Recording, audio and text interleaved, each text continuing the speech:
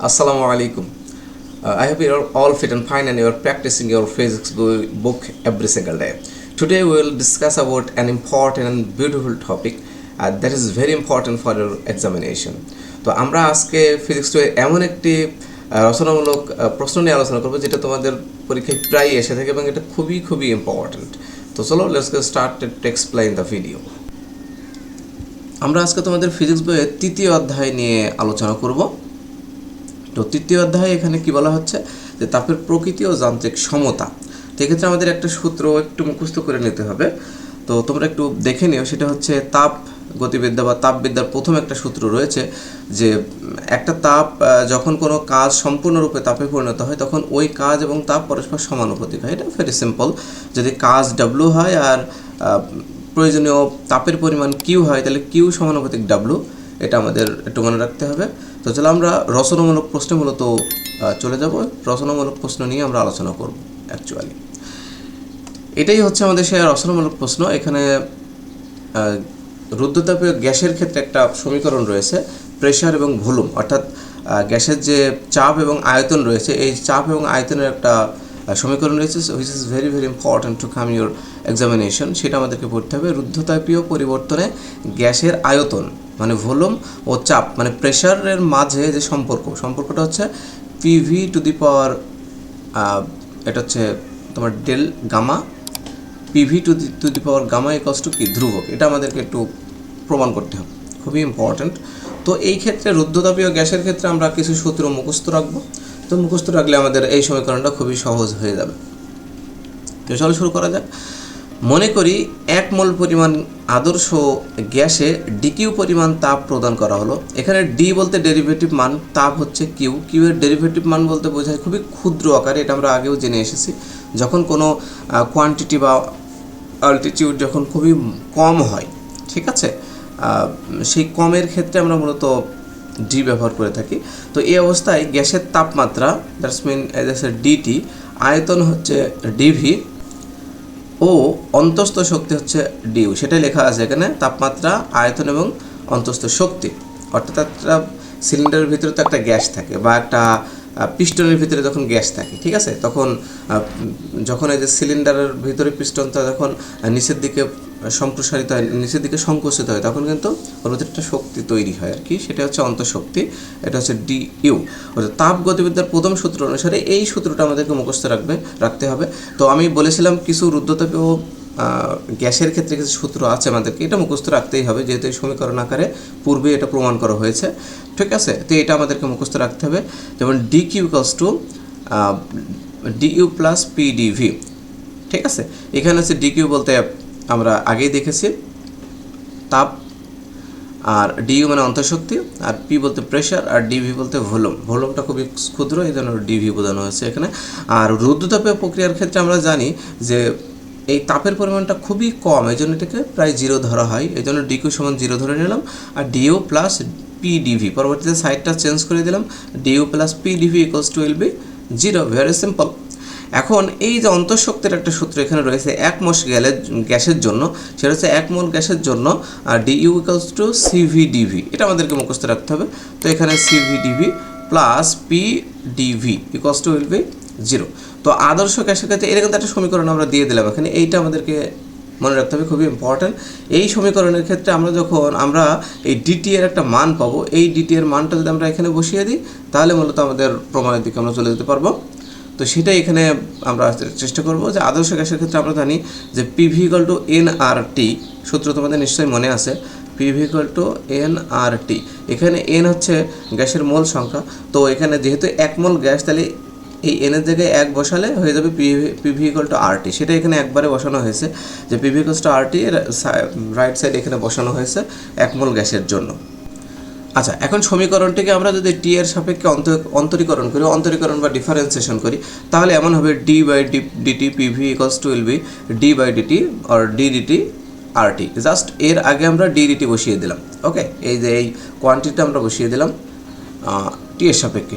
এখন আমরা you R V এর সূত্র নিশ্চয়ই জানি যে ইউকে রেখে প্রথমে ভি এর ডিফারেন্সিয়েশন প্লাস ভিকে রেখে প্রথমে তারপর ইউ এর ডিফারেন্সিয়েশন, সেটা এখানে করা হয়েছে যে এটা প্রথমটা ইউ পরেরটা যদি ভি আমরা ধরি, তো পরেরটা তো ভি আছে এখানে, তাহলে প্রথমে পি কে রাখলাম, তারপরে ডি ডিটি ভি, ভিটা আমরা উপরে দিয়ে দিলাম, প্লাস একইভাবে ভি কে রাখলাম, P DT D DT P, পিটা আমরা উপরে দিয়ে দিলাম। দ্যাটস মিন একবার ভি এর ডিফারেন্সিয়েশন, একবার কি পি এর ডিফারেন্সিয়েশন। আর এখানে খেয়াল করো, এখানে আমরা যদি টিটা যেহেতু রয়েছে আমরা টি এর সাপেক্ষে করছি, তাহলে টিটা শুধু বাদ চলে যাবে, শুধু আর থাকবে। এটা আমরা জানি, যার সাপেক্ষে ডিফারেন্সিয়েশন করা হয় সে শুধু বাদ চলে যাবে, অর্থাৎ তাকে ডিফারেন্সিয়েশন করলে 1 হবে, এই জন্য শুধু আর থাকবে। ওকে বন্ধুরা, বুঝতে পেরেছো তোমরা? এখন দেখো, এই দেখো আমরা যদি এটাকে একটা লসাগু টাইপের করি, যদি এটা লসাগু না একটু অন্য টাইপের, তারপরে মনে করো যে নিচে আছে ডিটি, ডিটিটাকে আরটির সাথে গুণ করে দেবে, এটা হচ্ছে ডিফারেন্সিয়েশনের নিয়ম। তো এই যে নিচে ডিটি আছে দুই পাশে, এই জন্য আমরা জাস্ট ধরে আরটির সাথে গুণ করে দিলাম, তাহলে উপরে বসবে P DV plus V DP সমান সমান আর ডিটি। খুবই সহজ। এখানে খেয়াল করো, এই যে ডিটি এর মান যদি আমরা বের করতে চাই তাহলে আমরা পারবো। তাহলে ডিটি এর সাথে আরটা কিন্তু গুণ আছে, তাহলে এই পুরো সমীকরণের সাথে আমাদের ভাগ হয়ে যাবে। তাহলে এই পুরোটা আমরা লিখলাম P DV plus V D P আর ডিভাইডেড বাই আর, আর কিন্তু নিচে চলে গেল, গুণ হবে না, এটা কিন্তু ভাগ হবে, বিকজ এটা ডিটি এর সাথে গুণ অবস্থায় অলরেডি আছে, তোমরা দেখতেই পাচ্ছ, জাস্ট সাইড চেঞ্জ করে দিয়েছেন। এই যে ডিটি এর মানটা আমরা যদি এই 1 নম্বর সমীকরণে এই জায়গায় বসিয়ে দিই, ঠিক আছে, তাহলে আমাদের সামনে চলে যাবো আমরা। তো 1 নং সমীকরণ হতে পাই, জাস্ট আমরা সমীকরণটা বসালাম, ওই যে আগের সমীকরণটা এখানে বসালাম। পরবর্তীতে দেখো এই যে সিভি থাকবে, এখানে ডিটি এর জায়গায় জাস্ট শুধু এই মানটা বসিয়ে দিলাম, এই যে মানটা বসিয়ে দিলাম, PDP plus VDP divided by R, plus এটা থাকবে আর নিচে সমান আর সমান 0। আবার দেখো এইটা আমরা যদি লসাগু করি, লসাগু করলে কি হবে, টোটাল এই যে উপরে কিন্তু সব কিন্তু উপরে গুণ, তাহলে উপরে এটা বসে গেল, এই পুরো সিস্টেমটা উপরে বসে গেল, সিবির সাথে গুণ হবে পিডিভি প্লাস ভিডিপি লসাগু জাস্ট, পরে আর এর সাথে এটা কিন্তু সরাসরি গুণ হবে, গুণ হয়ে কী হবে আর, এটা হচ্ছে আর পি ডিভি, এই যে আর পি ডিভি সরাসরি গুণ হয়ে গেল আর এর সাথে সমান সমান 0, অর্থাৎ লসাগুর নিচেরটা কিন্তু এই যে 0-এর সাথে গুণ হয়ে গেল, 0 হয়ে গেল, জাস্ট একটা লাইন আমরা বসালাম। এখন দেখো এইটাকে আমরা কী করবো, জাস্ট গুণ করব, তাহলে এখানে কী হবে C V P DV plus C V V D P plus R এর একটা মান রয়েছে, এটা আমরা একটু পরে গিয়েই প্রমাণ করব, ঠিক আছে। এই আর এর মানটা এখানে প্রমাণ রয়েছে, R equals to C P plus C V, ঠিক আছে। তো সিপি প্লাস সিভি জাস্ট মানটা আমরা বসিয়ে দিলাম, একটু পরে আমরা দেখছি, পরের লেকচারে আমরা এই সমীকরণটা খুব সুন্দরভাবে সমাধান করব। এখন আপাতত এইটুকু মুখস্থ রাখো যে আর এর জায়গায় সিপি মাইনাস সিভি ইন্টু এই যে পিডিভি বসে গেল সমান সমান 0। এখন দেখো এই যে মানটা কিন্তু গুণ হবে এর সাথে, পিডিভির সাথে একবার সিপি গুণ, জাস্ট এই সমীকরণের এই দুইটা রাশি এখানে বসে যাবে, আর এখানে কিন্তু গুণ হবে, পিডিভির সাথে এটা গুণ হলো মাইনাস, আবার পিডিভির সাথে সিভি গুণ হলো। দেখো যে সিভি পিডিভি এটা হচ্ছে মাইনাস, আর সিভি পিডিভি এটা হচ্ছে কি প্লাস, তাহলে এইটা যদি আমরা ক্যান্সেল আউট করে দিই তাহলে আমাদের থাকবে কি, আমাদের থাকবে জাস্ট এইটা CV VDP plus CP PDV সমান সমান 0, এই মানটা আমাদের এখানে থাকবে। এখন এই যে মানটা আমরা দেখতে পাচ্ছি, এখানে যদি আমরা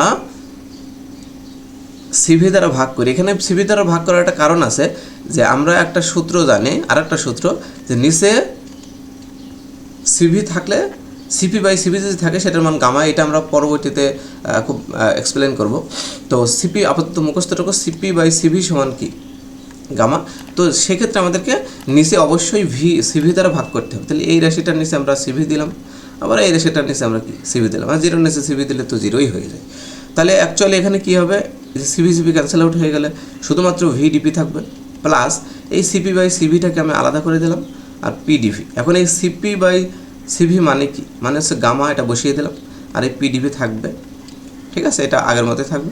এখন আবার আমরা যদি এই জিনিসটাকে, এই যে সমীকরণটাকে পিভি দ্বারা ভাগ করছি, এখানে দুইটা জিনিস দ্বারা আমাদেরকে ভাগ করতে হবে, একটা হচ্ছে সিভি ভাগ করার পরে একটা প্যাটার্নে আসলে আমাদেরকে পিভি দ্বারা ভাগ করতে হবে, দেন আমাদেরকে সমাকলন করলে আমাদের অ্যান্সারটা হয়ে যাবে। যে পিভি দ্বারা যদি আমরা ভাগ করে ফেলি তাহলে এই সমীকরণটা আমরা পাবো ভিডিপি ডিভাইডেড বাই পিভি, আবার gamma PDV divided by VP. এখানে দেখো যে প্রথম যে আমরা রাশিটা দেখতে পাচ্ছি, ভিভি কাটাকাটি গেলে আর ডিপি বাই পি, আবার এখানে পিপি কাটাকাটি গেলে আমরা গামাটাকে আলাদা করে দিলাম, তো থাকে হচ্ছে ডিভি বাই ভি। আচ্ছা এইরকমভাবে ভাগ করার কারণ কি, আমাদের ইন্টিগ্রেশনের ক্ষেত্রে আমরা জানি যে যদি এরকম থাকে বিষয়টা যে ডিএক্স বাই এক্স তাহলে হয় লগ এক্স বা লন এক্স, যেটাই বলো, ঠিক আছে। এই ক্ষেত্রে আমরা জাস্ট সেই সূত্রটা বসানোর জন্য মূলত, সেই ফরম্যাটে ফেলার জন্য মূলত এটা করলাম। তাহলে আমরা এখানে দেখতে পাচ্ছি যে উপরোক্ত সমীকরণকে সমাকলন করে পাই, দেখো ডিপি বাই পি তাহলে লগ পি, আর ডিভি বাই ভি তাহলে লগ ভি। খুবই সহজ। তাহলে এই জন্য আমরা এটাকে ইন্টিগ্রেশন করলাম, জাস্ট ইন্টিগ্রেশনের চিহ্নটা দিয়ে দিলাম আগে। আর ইন্টিগ্রেশন চিহ্ন দেওয়ার সময় যে যেহেতু গামাটা কনস্ট্যান্ট, এই জন্য আমরা ইন্টিগ্রেশনের বাইরে বসিয়ে দিলাম, বের করে দিলাম এটাকে, আর জিরো ইন্টিগ্রেশন বসিয়ে দিলাম। পরবর্তীতে দেখা যাচ্ছে যে ডিপি বাই পি মানে হচ্ছে লগ পি, অবশ্যই এটা ই ভিত্তিক লগ, আর এখানে গামা থাকবে, আর ডিভি বাই ভি মানে লগ ভি। আর এখানে জিরোকে ইন্টিগ্রেশন করলে কনস্ট্যান্ট হয়, এটা আমরা জানি, বিকজ কনস্ট্যান্টকে ডিফারেন্সিয়েশন করলে জিরো হয়, এই জন্য জিরোকে ইন্টিগ্রেশন করলে হয় কনস্ট্যান্ট। ওকে, তাহলে এখানে আমরা দেখতে পাচ্ছি যে দুইটা ক্ষেত্রে লগ। তাহলে এই যে লগের ক্ষেত্রে আমরা কী জানি, লগের আগে যদি কোনো কোয়ান্টিটি থাকে তাহলে সেটা পরবর্তী যে কোয়ান্টিটি থাকবে তার মাথার উপরে চলে যাবে পাওয়ার আকারে। তাহলে এখানে আমরা লিখলাম যে লগ পি প্লাস এখানে log V to the power gamma চলে যাবে। পরবর্তীতে এই যে যোগ আছে, যোগ থাকলে আমরা জানি একটা লগ নিয়ে পরে গুণ করে দিতে হয়, তো লগ থাকবে, তো P into V to the power gamma সমান সমান কে। আর আমরা জানি লগকে আমরা ইনভার্স করলে কী পাই, ই পাই। তাহলে আমরা লগটা ডান পাশে দিয়ে দিলে বা ইনভার্স করলে হবে ই, তাহলে হবে P V to the power gamma equals to E to the power K. তো আগেরটাও কনস্ট্যান্ট ছিল, এটাও কিন্তু কনস্ট্যান্ট, এই জন্য আমরা ই টু দি পাওয়ার কে লিখলাম কি কনস্ট্যান্ট। তাহলে আমাদের এই সমীকরণে আমরা পেয়ে গেলাম যে P V to the power gamma equals to ধ্রুব বা কনস্ট্যান্ট। এটাই হচ্ছে আমাদের আজকের সূত্র। এই লেকচারগুলো ভালোভাবে ফলো করো, so you will make your good result, you will make your A plus mark ইনশাল্লাহ। আই ক্যান 100% গ্যারান্টি, বিকজ আমি পূর্বেই কিন্তু বলেছি আমার যে সাজেশন থেকে ইনশাল্লাহ সবগুলো প্রশ্ন তোমরা বড় প্রশ্ন বিশেষ করে পেয়ে যাবে, এবং সংক্ষিপ্ত তো ইনশাল্লাহ পাবাই। তো সাথে কিছু অতি সংক্ষিপ্ত প্রশ্ন তোমরা যদি পড়ে নিতে পারো আর কিছু ইনফরমেটিভ সংক্ষিপ্ত প্রশ্ন পড়ে নিতে পারো, then you will get your A plus mark. তো ভালো থাকো, সুস্থ থাকো, keep learning, keep growing your career. আসসালামু আলাইকুম ওয়া রাহমাতুল্লাহি ওয়া বারাকাতুহু।